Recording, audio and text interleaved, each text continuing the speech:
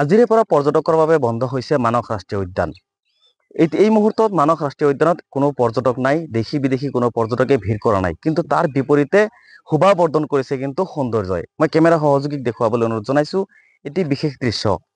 মাইকী গড়ৰ সৈতে পোৱালি গড় এক নান্দনিক পৰিৱেশত, এক ভাল এটা পৰিৱেশত দেখিছে। আৰু এই মুহূৰ্তত এই ছবি চাবলৈ কিন্তু বিভিন্নজনে এই পথৰ দাঁতিত ৰৈ দিবলগীয়া হৈছে। যি নান্দনিক এক পৰিৱেশ, এয়া হৈছে মানস ৰাষ্ট্ৰীয় উদ্যানৰ বাঁহবাৰী বনাঞ্চলিক কাৰ্যালয়ৰ সমীপৰ ইমান এটা ধুনীয়া মাতৃৰ সৈতে সুন্দৰ মনে কিন্তু আমোদ মনেৰে বিচৰণ কৰিছে পোৱালি গড়টোৱে। মই কথা পাতিবলৈ চেষ্টা কৰিম। দাদা ক'ৰ পৰা আহিছে? যি এক ভাল পৰিৱেশ, কি ক'ব? মই তামোলপুৰৰ পৰা আহিছো, খুব ভাল লাগিছে। আমি আচলতে কালি আমাৰ প্ৰগ্ৰাম এটা আছে, CM ছাৰ আহিব, আমি ইয়াতে মুচাত আছো এতিয়া। গতিকে আমি দেখা পালো যে ইয়াতে মানুহ গেডাৰিং হৈছে, চাব আহিলো, দেখা পালো সুন্দৰ এটা মাইকী গড় ইয়াত মানে কি বিচৰণ কৰি আছে, লগতে পোৱালিটো আছে। আমি উপভোগ কৰি আছো আৰু পৰিৱেশটো। আজিৰে পৰা বন্ধ হৈছে পৰ্যটকৰ বাবে। এই মুহূৰ্তত এই মুকলি মনে বিচৰণ কৰিছে, ভাল হ'ব পৰ্যটকৰ কাৰণে বা আগন্তুক দিনত বৃদ্ধি পাব জীৱ-জন্তু। নিশ্চয়কে মানে কি এইটোতো জানেই আপোনালোকে যে মানসৰ এটা কেনেকুৱা এটা গড়ৰ কাৰণে কেনেকুৱা এটা বিখ্যাত। গতিকে ইয়াতো বহুত গড় আছে, এনেকে মানে কি তেওঁলোকে মুকলি মনে ওলাই আহিছে। তেওঁলোকে মানে কি এটা সুন্দৰ পৰিৱেশ এটা পাইছে ইয়াত চাবৰ কাৰণে ইয়াতে ৰাইজে।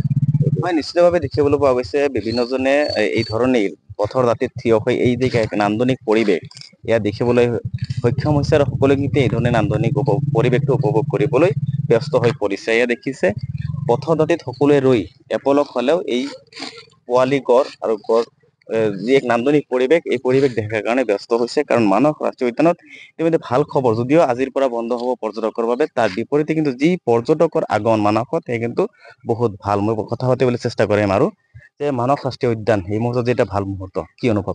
হয়, এইটো মই মানস ৰাষ্ট্ৰীয় উদ্যানতে কাম কৰোঁ। মোৰ লগৰ এতিয়া আহিছে মোৰ আলহী, সিহঁতে মানে মাছ দেখিবলৈ আহিছে। এইটো ভাগ্যৱান।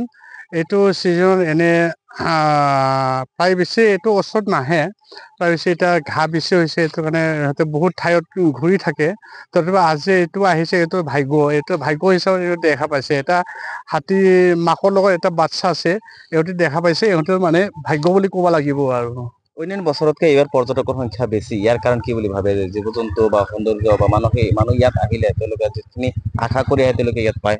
নাই, এইটো আমাৰ এতিয়া ৰাষ্ট্ৰীয় উদ্যানত আমাৰ প্ৰায় বেছি প্ৰত্যেকৰ আমাৰ বেছি হৈছে, খুব বেছি ভাল হৈছে। আমাৰ জন্তুবিলাক বেছি বাঢ়ি গৈছে। এইদৰে জন্তুবিলাক বহুত বাঢ়ি যোৱাৰ কাৰণে এতিয়া মানে ওচৰতো আহি যায়, এতিয়া মানে চাবলৈ আহে মানুহ এটা। এই ছিজনত অলপ কম হ'লেও এইটো মানে এতিয়া জন্তু বেছি হোৱা হিচাপত ইয়াতে বেছিকে হৈছে। এইটো বাহিৰতো আহে, তেতিয়া মানে বাহিৰৰ মানুহ আহি পেলাই এইটো দেখা পায়।